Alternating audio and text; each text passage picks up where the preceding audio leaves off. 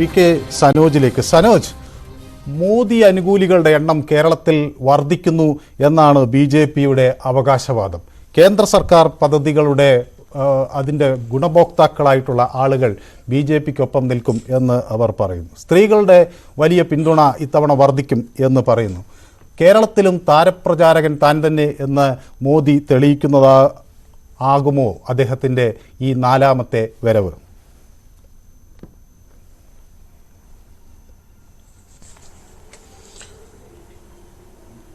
ഈ നിങ്ങളിപ്പോൾ പറഞ്ഞത് ബി.ജെ.പി മാത്രം പറയുന്ന കാര്യമാണ്. ബി.ജെ.പിയുടെ തെരഞ്ഞെടുപ്പ് പ്രചരണത്തിന്റെ ഭാഗമായിട്ട് അവർ തന്നെ അവരെ വിശേഷിപ്പിക്കുന്ന, അവർ തന്നെ അവർക്ക് വേണ്ടി പ്രചരിപ്പിക്കുന്ന കാര്യങ്ങൾ മാത്രമാണ്.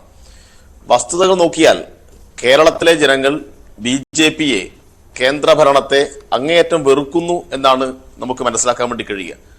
അതുകൊണ്ടാണ് കഴിഞ്ഞ 2021 നിയമസഭാ തെരഞ്ഞെടുപ്പിൽ ആകെയുള്ള ഒരു അക്കൗണ്ടും പൂട്ടിച്ചുകൊണ്ട് ബി.ജെ.പിയോട് പെട്ടിയെടുത്ത് പോയിക്കോ എന്നാണ് കേരളത്തിലെ പ്രബുദ്ധരായ ജനങ്ങൾ ബി.ജെ.പിയോട് പറഞ്ഞത്. അതുകൊണ്ട് പ്രധാനമന്ത്രി 4 തവണയല്ല 40 തവണയല്ല ഇനി ഇവിടെ തന്നെ താമസമാക്കി കഴിഞ്ഞാലും കേരളത്തിലെ പ്രബുദ്ധരായ ജനതയ്ക്ക് മേൽ ഒരു സ്വാധീനവും ചെലുത്താൻ വേണ്ടി കഴിയില്ല. എന്താണ് ഇവർ മുന്നോട്ട് വെക്കുന്ന വാഗ്ദാനം? എന്താണ് ഇവർ മുന്നോട്ട് വെക്കുന്ന ജനങ്ങൾക്ക് വേണ്ടി ജനക്ഷേമകരമായിട്ട് കാര്യങ്ങൾ? ഇവർ നേരത്തെ അധികാരത്തിൽ വരുന്ന ഘട്ടത്തിൽ പറഞ്ഞത് 50 രൂപക്ക് പെട്രോൾ കൊടുക്കും എന്നായിരുന്നു.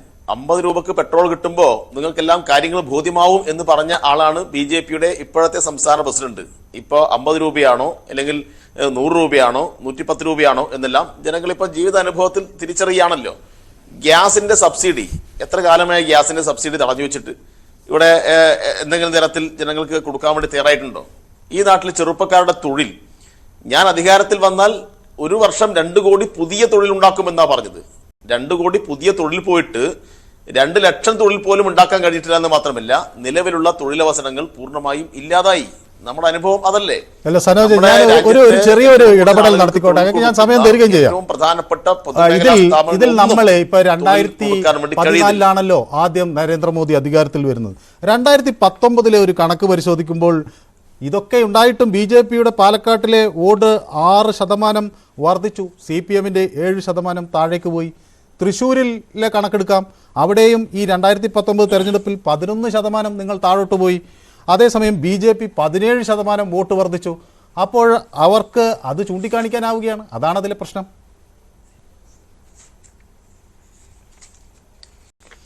അല്ല, ഈ തെരഞ്ഞെടുപ്പിൽ അവരത് ചൂണ്ടിക്കാണിക്കുമ്പോൾ വളരെ കൃത്യമായ ചില ഡാറ്റ ഇപ്പുറത്തും ആളുകൾ ചൂണ്ടിക്കാണിക്കുന്നുണ്ട്. അത് ഞങ്ങൾ CPM-ന്റെ ആളുകൾ മാത്രമല്ലല്ലോ. 125 രാജ്യങ്ങളുടെ ആഗോള പട്ടിണി സൂചിക, അതിനകത്ത് നമ്മുടെ രാജ്യം ഇപ്പോൾ എത്രാം സ്ഥാനത്താണ്? 111 സ്ഥാനത്താണ്. ഇതാണോ രാജ്യത്തിന്റെ വികസനം? ഇപ്പോ രാജ്യം വികസിക്കുന്നു എന്ന് പറയുന്നു. രാജ്യം വികസിക്കുന്നു എന്ന് പറയുമ്പോഴും ആളോഹരി വരുമാനവുമായി ബന്ധപ്പെട്ട കണക്കുകൾ പരിശോധിച്ചാൽ രാജ്യം എവിടെയാണ് നിൽക്കുന്നത്?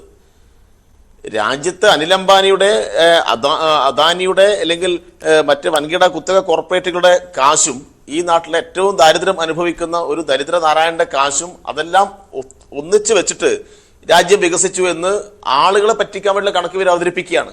എന്നാൽ ആളോഹരി വരുമാനവുമായി ബന്ധപ്പെട്ട കണക്കുകൾ പരിശോധിച്ചാൽ രാജ്യം ലോകത്തിന് മുന്നിൽ നാണം കെട്ട് നിൽക്കുകയാണ്. പത്രസ്വാതന്ത്ര്യത്തിന്റെ കണക്കുകൾ പരിശോധിച്ചു കഴിഞ്ഞാൽ രാജ്യം എവിടെ നിൽക്കുന്നു? സ്ത്രീകൾ തൊഴിലിടങ്ങളിലേക്ക് പോകുന്ന കണക്ക് പരിശോധിച്ചാൽ രാജ്യം എവിടെ നിൽക്കുന്നു? വിലക്കയറ്റത്തിന്റെ കാര്യങ്ങൾ പരിശോധിച്ചാൽ രാജ്യം എവിടെ നിൽക്കുന്നു? ഞാൻ നേരത്തെ പറഞ്ഞ തൊഴിലില്ലായ്മയുടെ കാര്യം പരിശോധിച്ചാൽ സ്വതന്ത്ര ഇന്ത്യ കണ്ടതിൽ വെച്ച് ഏറ്റവും രൂക്ഷമായ തൊഴിലില്ലായ്മയിലേക്ക് നമ്മുടെ രാജ്യം പോയിക്കൊണ്ടിരിക്കുന്നു. രാജ്യത്തെ പൊതുമേഖലാ സ്ഥാപനങ്ങൾ വിൽക്കുന്നതോടുകൂടി നിലവിലുള്ള തൊഴിലവസരങ്ങൾ പൂർണ്ണമായും ഇല്ലാതാവുന്നു. സമ്പൂർണ്ണ നിയമന നിരോധനമാണ് രാജ്യത്ത് ഇവർ അടിച്ചേൽപ്പിച്ചത്. അപ്പോൾ ആളുകൾ ചോദിക്കുന്ന ചോദ്യങ്ങൾക്ക് ഇന്ത്യയുടെ പ്രധാനമന്ത്രിക്ക് ഉത്തരം കൊടുക്കാൻ വേണ്ടി കഴിയുന്നുണ്ടോ എന്നാണ് പ്രധാനപ്പെട്ട ചോദ്യം. ഇവിടെ കേന്ദ്രം പ്രത്യേകിച്ച് കേരളത്തോട് കാണിച്ചുകൊണ്ടിരിക്കുന്ന അവഗണന സംബന്ധിച്ച് ഞാൻ പ്രത്യേകിച്ച് പറയേണ്ട കാര്യമില്ലല്ലോ. ഒന്നുമില്ലെങ്കിൽ താങ്കളിലേക്ക് മടങ്ങി വരാം. ട്രെയിൻ യാത്ര ചെയ്യുന്ന ആളുകളാണല്ലോ.